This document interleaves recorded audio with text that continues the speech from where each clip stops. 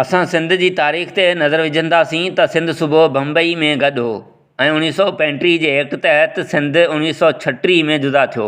उनखां अॻु ऐं पोइ 1955 ताईं सिंध सूबो अमीर तरीन खितो रहियो आहे। मुंहिंजे ॿुधाइण जो मक़सदु इहो हरगिज़ न आहे त वरी अंग्रेज़नि जी हुकूमत हुजे, हीअ मां उनजी हिमायत नथो करियां, पर मौजूदा सिंध ऐं अॻु जे तरक़ियाती कमनि ते नज़र विझंदासीं त अंग्रेज़ जेके तरक़ियाती कम करे विया आहिनि, अॼु बि 100 साल गुज़रण बावजूदु नुमाया तरक़ियाती कम नज़र ईंदा, जंहिंजो मिसाल सखर बेराज जो तामीर थियल पुलियूं मौजूदु आहिनि। अंग्रेज़नि जे दौर में मुल्क में बि अहम कम थिया, ॿिया बि कम बहितर हुआ। हिकु कमु आबपाशी निज़ाम इरिगेशन आंदो वियो ऐं ॿियो रेलवे निज़ाम।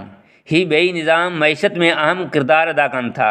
आज़ादी खां पोइ गुज़िरियल 78 सालनि खां पोइ अॼु ॾींहं ताईं असां हिननि ॿिन्ही खातनि ते नज़र विझंदासीं त छा जेके बि हुकूमतूं आयूं आहिनि उन्हनि हुकूमतनि हिननि ॿिन्ही खातनि में केतिरी बहितरी आंदी आहे या उन्हनि खे तबाह करण में वसा न घटायो आहे। आबपाशी निज़ाम माना नहरी पाणी जंहिं ते तव्हांजी ज़राअत दारोमदार रखे थी ऐं हुन सां गॾु माण्हू पाणी पीअनि था।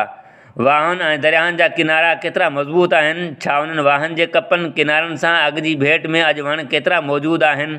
अॻु वाहन जे किनारनि ते बेलदार पाणी जो छणकार कंदा हुआ, छा अॼु बेलदार कमु कनि था। अंग्रेज़नि जे वञण खां पोइ हुकूमतनि केतिरा नवां वाह कढिया आहिनि। अचो त रेलवे जो निज़ाम ॾिसूं त अॻु जी भेट में अॼु रेलवे जे पटरियुनि जो हाल छा आहे। रेलनि जा केतिरा न हादसा थींदा रहनि था। असां वटि रेलवे जो पुराणो निज़ाम आहे जंहिंखे असां बहितर करे न सघिया आहियूं, पर जापान, ईरान ऐं ॿियनि पाड़ेसरी मुल्कनि रेलवे में केतिरी तरक़ी कई आहे। असां पंहिंजे पाड़ेसरी मुल्कनि खे ॾिसूं त उन्हनि पंहिंजे मुआशियात खे बहितर करण ऐं मुस्तहक रखण लाइ नयूं राहूं पैदा कयूं आहिनि।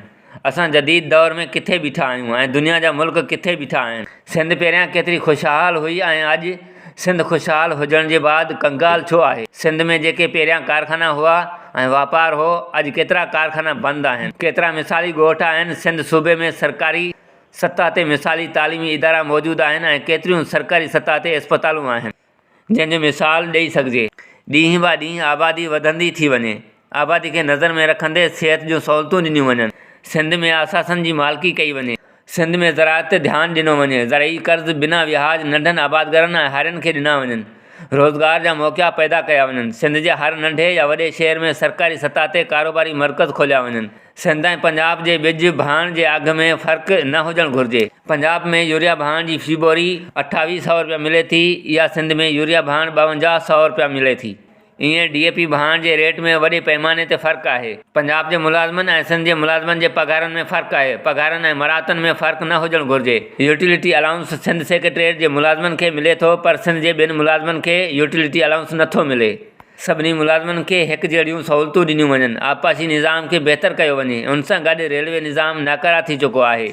उनखे बहितर करण जी सख़्तु ज़रूरत आहे। सिंध में तेल ऐं गैस जे क़ीमतनि में घटिताई कई वञे। गाॾियुनि जा भाड़ा चोट चढ़ी विया आहिनि। महांगाई में माण्हू परेशान आहिनि। महांगाई ते ज़ाब्तो आंदो वञे। जीअं भला पहिरियां सिंध हुई, जीअं पहिरियां तरक़ियाती कम हुआ, हाणे अहिड़ा तरक़ियाती कम कराया वञनि। पंहिंजे असासनि जी मालिकी कई वञे त जीअं सिंध जे माण्हुनि जे चेहरनि जूं मुर्कूं वापसि वरी सघनि ऐं ख़ुशियूं वापसि वरी सघनि। उमर कोराई, मीरपुर, माथेलो।